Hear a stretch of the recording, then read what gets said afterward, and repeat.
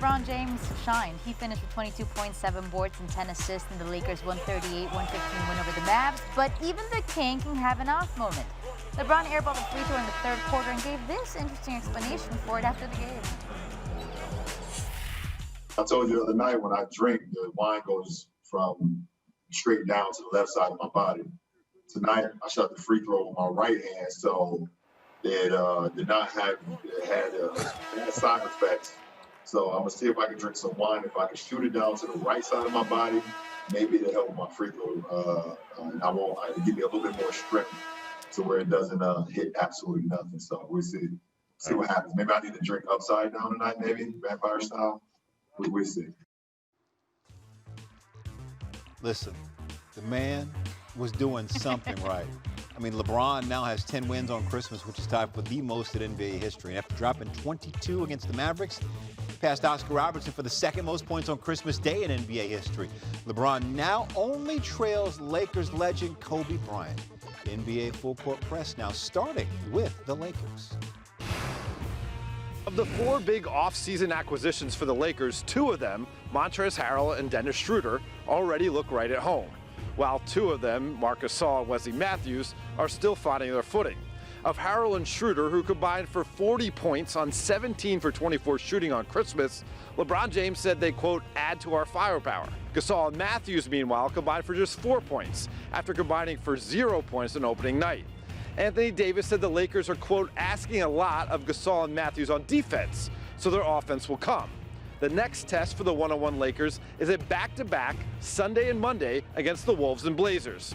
Added AD about integrating all those new pieces, quote, it's a good problem to have.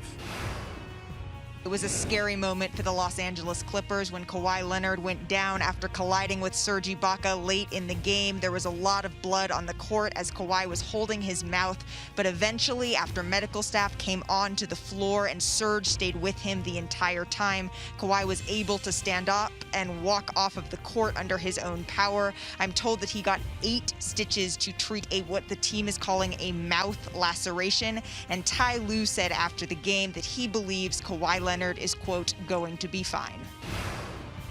It looked in the third period like Kevin Durant and Kyrie Irving decided the game should be decided in this exact moment. They outscored the Celtics, just the 2 of them, 25-23, and it was triggered in any number of beautiful offensive ways. Kevin Durant went on fire, went to work. It didn't matter if it was transition, at the cup, fade away, three-pointer, he had it all. Kyrie Irving's ability against Marcus Smart to hit tough threes despite good defense. They are a handle. They put defenses in a bind. And let's not forget the great play of the support pieces. Karis LeVert had a stretch early where he was dominant. Jared Allen, I thought, was tremendous at the rim on both ends of the floor. This is a talented, deep Brooklyn team driven by 2 brilliant stars. Thank you, Doris. So far this season, anytime KD has been on the court, Kyrie has been right next to him. They've played 58 minutes together this season, outscoring their opponents by 57 points. They're the 5th duo to each score 50 points across their first 2 games as teammates. Kids opened their presents. They got the PS5 and a whole lot of toys. It was awesome. And I got a few gifts, but it's all good, as long as the kids was happy. Absolutely. And we're counting down to the start of the Mavs versus the Lakers. Both teams dropped their season openers. Now, Perk, were you encouraged or discouraged by those results? I was encouraged. Look, as far as the Lakers, the only thing they were worried about was getting their rings. I'm not worried about the Lakers at all. I feel like they're the best team in the Western Conference.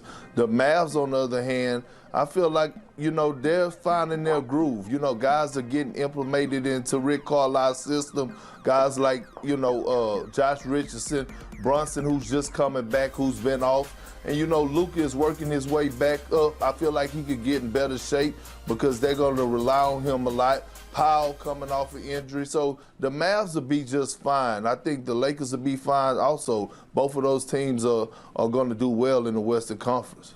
All right, well, one of the things the Lakers want to do is win another championship. They did a lot of things in the offseason to try to make that happen again this season. I mean, I'm going to ask you this question. What do you think about the Lakers' offseason moves?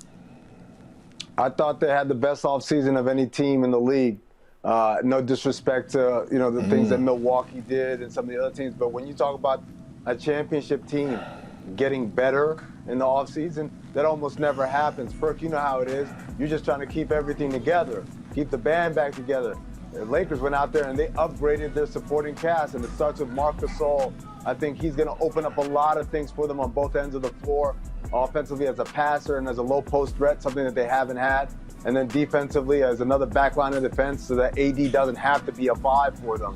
And then you talk about Wes Matthews and Dennis Schroder and Montrezl Harrell. The Lakers all season, I mean, again, it is so rare for a championship team to add 4 bona fide upgrades in their supporting cast. Now, we're only one game into the season, and Luka is already the current favorite for MVP. Now, Perk, what are you expecting from Luka for year 3? Well, I expect him to go out there and average 30, get his 9 assists and his 9 rebounds, but Luka has to up his three-point percentage. I think he has to get in better shape. He has the whack body. And if you don't know what the whack body is, that's a guy like myself who try to work his tail off to get a six-pack but could never get over the hump, right? Luka would never probably get chiseled up, but he still could work on his body because he's gonna have to carry this team, especially while that is to be in the best shape possible. So I'm looking at Luka. I expect great things from him. I don't have him picked as my MVP. I have Anthony Davis as that, but he's going to do great and still carry the Mavs. Well, one thing that would certainly help Luka is if the Mavs played really well, especially in the Western Conference. Obviously, KP is out right now, but I mean, I'll ask you this question. What else do the Mavs need in order to compete? Well, I think they've got a couple of guys who are coming back after long layoffs. You got Dwight Powell, who Perk mentioned. He was such a big part of their offense last year before he got hurt. He's coming back now, but obviously he's rusty. And then Willie Cauley-Stein, who sat out of the bubble, I believe, for personal reasons. He's another guy who gives them a vertical spacer. These guys just need to get reps under their belt because you think about it, for Willie Cauley-Stein, he hasn't played since March.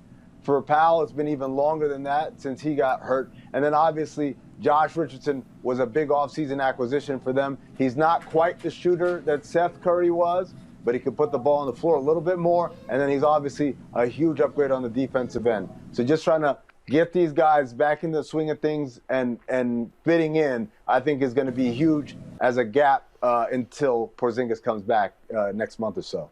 Speaking of things getting back in the swing of things, we are now joined by NBA insider Adrian Wojnarowski. Jeez Louise, I knew I was going to, I haven't said your name fully yet, so that's the first time. I feel like this is a good thing to do on Christmas Day. But welcome in, Woj. Thanks for joining us. And we might as well start this thing off just at the thick of the drama with Harden and the Rockets. So as it pertains to their game tomorrow against the Blazers, where do the Rockets stand with Harden? Well, James Harden is actually scheduled to play in that game. The Rockets are flying to Portland tonight. They'll do so with perhaps only really 8 players they can play in the game against the Blazers tomorrow. They do have an injured player who's on the roster, but Chris Clemens, who can't play, but a combination of contact tracing, positive coronavirus tests in Houston, is limiting their roster. Obviously, they couldn't play against Oklahoma City the other night, but Harden is expected to make his season debut along with the Rockets' debut against the Blazers, and then they play again Monday night in Denver.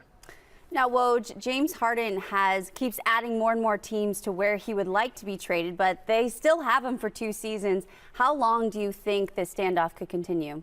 I think it has a chance to continue into the foreseeable future. The Rockets know that to make a James Harden trade, they've got to get maximum value back in the trade market. They don't need to rush this process. I mean, obviously they do have him under contract for 2 more years. They don't want this cloud to hang over them. It is a difficult situation in Houston right now for them to function.